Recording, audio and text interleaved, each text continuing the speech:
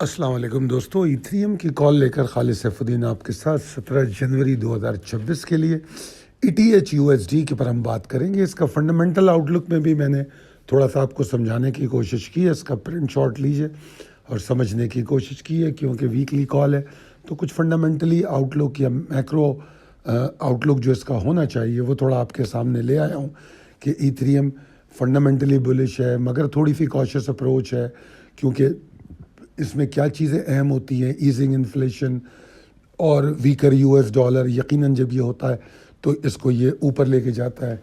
और rising equity indices जो होती हैं, अगर इक्विटी इंडेसेस बढ़ रहे होते हैं तो वो रिस्क एपिटाइट को सपोर्ट करते हैं। और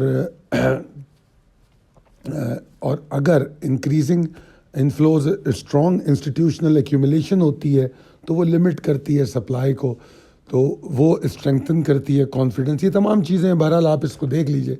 हम सीधा चलते हैं टेक्निकल आउटलुक पे इसकी।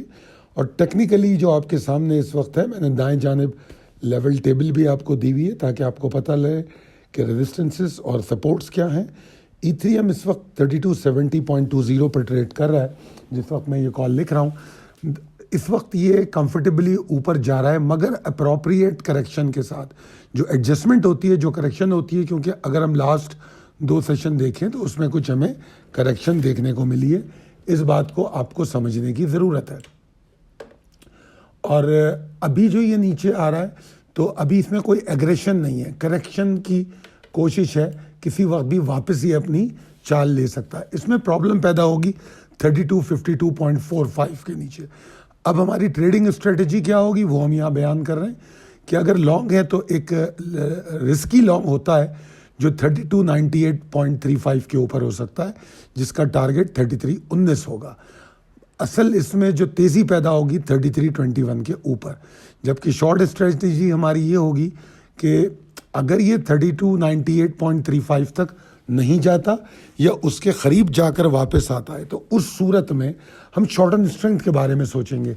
मगर उसके लिए ज़रूरी है कि रिजेक्शन को कंफर्म करना कि 3298 के ऊपर सस्टेन नहीं कर रहा, फिर वापस नीचे आ रहा है, तब हम शॉर्ट टर्म स्ट्रेंथ करेंगे। और जब ये 3252.45 को तोड़ दे तो फिर जो है वो कंफर्मेशन देगा कि अब वो नीचे जा रहा है, और वो पहला टारगेट इसका 3233 होगा। उसके बाद अगर 3233 को तोड़ देता है तो फिर 3194 तक भी जा सकता है। उम्मीद करता हूं कि मेरी ये कॉल जो है आपको समझ भी आई होगी और पसंद भी आई होगी। अगर आपको ये समझ आई है और आप चाहते हैं कि इसमें कुछ मज़ीद तब्दीलियां या आपके लिए कुछ हेल्पफुल किया जाए तो ज़रूर बताइए आप कमेंट में। और हम चाहते हैं कि क्रिप्टो की जो भी करेंसी को आप लोग ट्रेड करते हो, हम उस करेंसी पे आपको अपडेट दें।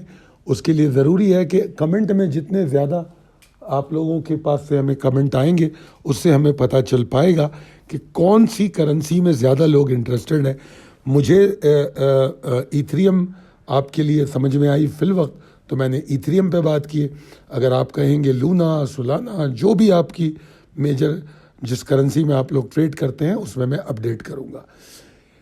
क्रिप्टो के लिए जो डेटा कंसिडर किया जाता है वो भी मैंने आपको दिखाया। ये मैं स्लाइड आपको रोज़ दिखाऊंगा ताकि आपको पता रहे कि डेटा का इस्तेमाल कैसे होता है, कौन से डेटा अहम होते हैं।